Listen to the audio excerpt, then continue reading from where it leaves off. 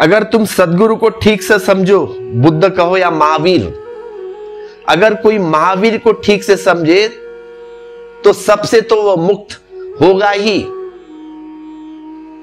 सबसे तो मुक्त हो जाएगा, महावीर से भी मुक्त हो जाएगा। नहीं तो फिर ठीक से वह समझा नहीं। मैं क्या कहता हूं, मेरी बात समझिए आप। उन अनुकंपाओं को समझिए, वे सब सदगुरु है, बुद्ध कहो या महावीर कहो या कृष्ण या जीसस।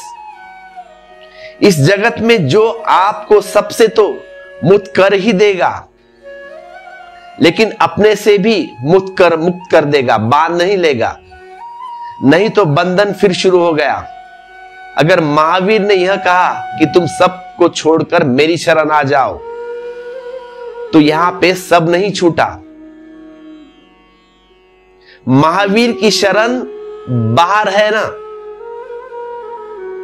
महावीर की शरण भीतर है, क्योंकि वे चरण जो है वह चरण भीतर है आपके। जो भी चीज पकड़ी जा सकती है वह बाहर होगी, भीतर नहीं। महावीर सदगुरु इस अर्थ में है कि वे सारे बाहर से तो आपको मुक्त करते हैं और आपको यह भी स्मरण दिला देते हैं कि उनको मत पकड़ लेना, अन्यथा फिर वही कहानी शुरू हो जाएगी, वह सिलसिला फिर शुरू हो जाएगा। मेरा कहना है कि सदगुरु वह है जो सबसे तो आपको छुड़ा देंगे और अपने को भी अपने से बांध न लेंगे। आपको बांध नहीं लेते, वह अपने से भी आपको छुटकारा देते हैं। और असदगुरु वह है जो सबसे तो छुटकारा, सबसे तो छुड़ाएगा और अपने चरणों को पकड़ने के लिए कह देगा कि ये पकड़ो, मेरे चरण पकड़ लो। वह असदगुरु।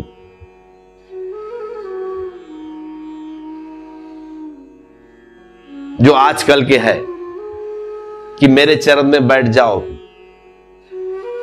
मैं तुम्हें स्वर्ग पहुंचा दूंगा। ये जो मैं आपसे कह रहा हूं, इसीलिए कह रहा हूं कि आपको जो शुभ प्रभाव मालूम होता हो, मैं उनको अशुभ नहीं कह रहा हूं, मैं उसको घातक कह रहा हूं बस।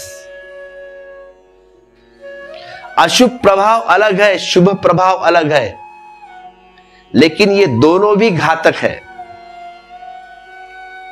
और घातक इस अर्थ में है कि वे आच्छादक है, वे आपके बाहर से रोकते हैं।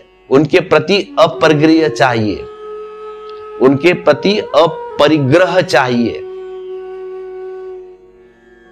विचार के जगत में विचार के प्रति अपरिग्रह रखिए। कितना ही प्रीतिकारक और कितना ही शुभ विचार मालूम पड़े, जानिए कि मेरा नहीं है विचार। इसे स्मरण पूर्वक जानिए कि यह मेरा नहीं।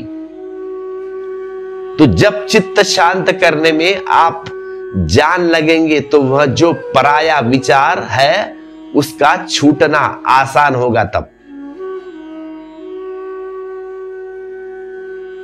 उसका छूटना आसान होगा, क्योंकि हम उसे पकड़े हुए नहीं होंगे। अन्यथा हम एक तरफ सोचते हैं कि विचार शांत हो जाए और दूसरी तरफ शुभ विचार को पकड़े रखते हैं, तो बहुत मुश्किल हो जाए। तो फिर कैसे संभव है? वे शांत कैसे होंगे? जब उनको हम समझते हैं कि वे बड़े महान हैं और बड़े ऊंचे हैं और जरूरी है और बड़ी कीमती है, तो उन कीमती चीजों को छोड़ना संभव कैसे होगा?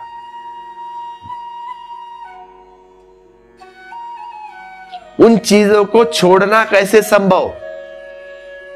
इसके पहले कि कोई हीरा जवाहिरात को मुट्ठी से नीचे फेंक दे, यह जान लेना जरूरी है कि वे हीरे जवाहरात नहीं, एक कंकड़ पत्थर है, नहीं तो फेंकोगे कैसे?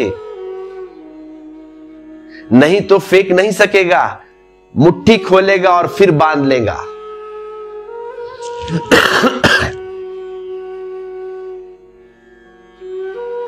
तो आपको मैं इसीलिए कह रहा हूं कि विचार को समझे,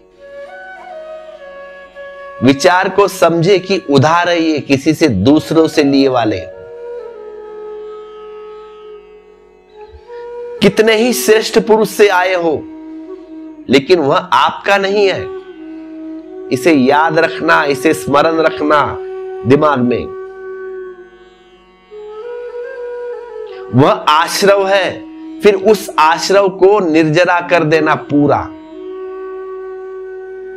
निर्जरा तो ध्यान से होगा, निर्जरा तो ध्यान से होगी, लेकिन यह भाव अपरिग्रह का सहयोगी होगा।